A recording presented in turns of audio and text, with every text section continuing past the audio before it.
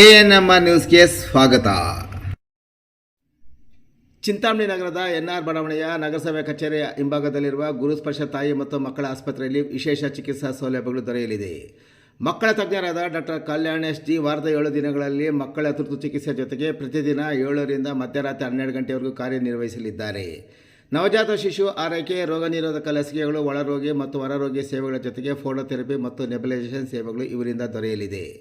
ಪ್ರಸೂತಿ ಮತ್ತು ಸ್ತ್ರೀ ರೋಗ ತಜ್ಞರಾದ ಡಾಕ್ಟರ್ ಯಶಸ್ವಿನಿ ಜಿ ರವರು ವಾರದ 7 ದಿನಗಳಲ್ಲಿ ಬೆಳಗ್ಗೆ 10 ರಿಂದ ಮಧ್ಯಾಹ್ನ 2 ಗಂಟೆ, ಸಂಜೆ 6 ರಿಂದ 9 ಗಂಟೆವರೆಗೂ ಕಾರ್ಯನಿರ್ವಹಿಸಲಿದ್ದು, ಬಂಜೆತನ ನಿವಾರಣೆ ಮತ್ತು ಲ್ಯಾಪ್ರೋಸ್ಕೋಪಿಕ್ ಸ್ಪೆಷಾಲಿಟಿ ತಜ್ಞರಾಗಿದ್ದು, ಇದರ ಜೊತೆಗೆ ಆಂಟಿನೇಟಲ್ ಕೇರ್, ನಾರ್ಮಲ್ ಡೆಲಿವರಿ ಮತ್ತು caesarean section, high risk pregnancy services, family planning service ಸೇವೆಗಳ ಜೊತೆಗೆ ಗೈನಕಾಲಜಿಗೆ ಸಂಬಂಧಿಸಿದಂತೆ ಅಡೋಲಸೆಂಟ್ ಪ್ರಾಬ್ಲಮ್, PCOD ಪ್ರಾಬ್ಲಮ್, ಗರ್ಭಶಸ್ತ್ರ ಚಿಕಿತ್ಸೆ, ಕ್ಯಾನ್ಸರ್ ಸ್ಕ್ರೀನಿಂಗ್, ಲ್ಯಾಪ್ರೋಸ್ಕೋಪಿ ಸರ್ಜರಿ ಸೌಲಭ್ಯ ಇವರಿಂದ ದೊರೆಯಲಿದೆ. ಆಸ್ಪತ್ರೆಯಲ್ಲಿ ಔಷಧಿ ಅಂಗಡಿಯ ಸೌಲಭ್ಯ, ಒಳರೋಗಿಗಳ ಸಾಮಾನ್ಯ ಮತ್ತು ವಿಶೇಷ ಕೊಠಡಿಗಳ ಜೊತೆಗೆ ಆಕ್ಸಿಜನ್ ಸೌಲಭ್ಯದ ಕೊಠಡಿ ಸಹ ದೊರೆಯುತ್ತಿದೆ.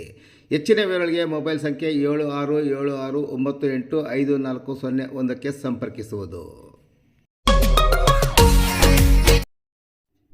ಭೀಕರ ಡಬಲ್ ಮರ್ಡರ್ ಘಟನಾ ಸ್ಥಳದಲ್ಲಿ ಹಂತಕನ ಸಮ್ಮುಖದಲ್ಲೇ ಪೊಲೀಸರ ಮಹಜರು.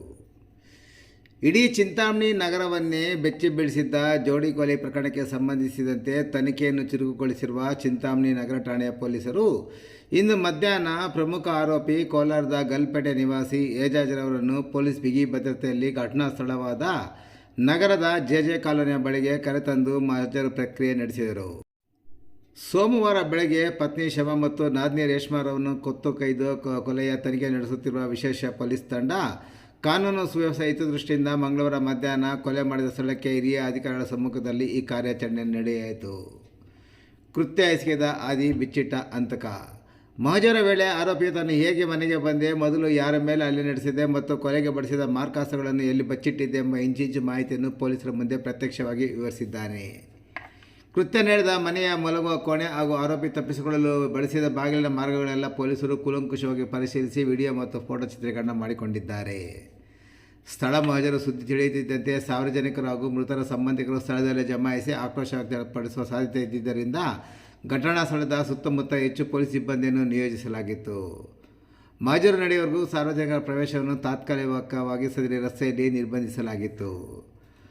ಮಹಜರು ಪ್ರಕ್ರಿಯೆ ವೇಳೆಗೆ ಕೊಲೆಗೆ ಬಳಸಲಾಗಿದ್ದ ರಕ್ತಸಿಕ್ತ ಚಾಕು ಹಾಗೂ ಆರೋಪಿ ಕೃತ್ಯದ ದಿನ ಧರಿಸಿದ ರಕ್ತದ ಕಲೆಗಳಿದ್ದ ಬಟ್ಟೆಗಳನ್ನು ಪೊಲೀಸರು ಮಹಜರು ಸಾಕ್ಷಿಗಳ ಸಮ್ಮುಖದಲ್ಲಿ ವಶಪಡಿಸಿಕೊಂಡಿದ್ದಾರೆ.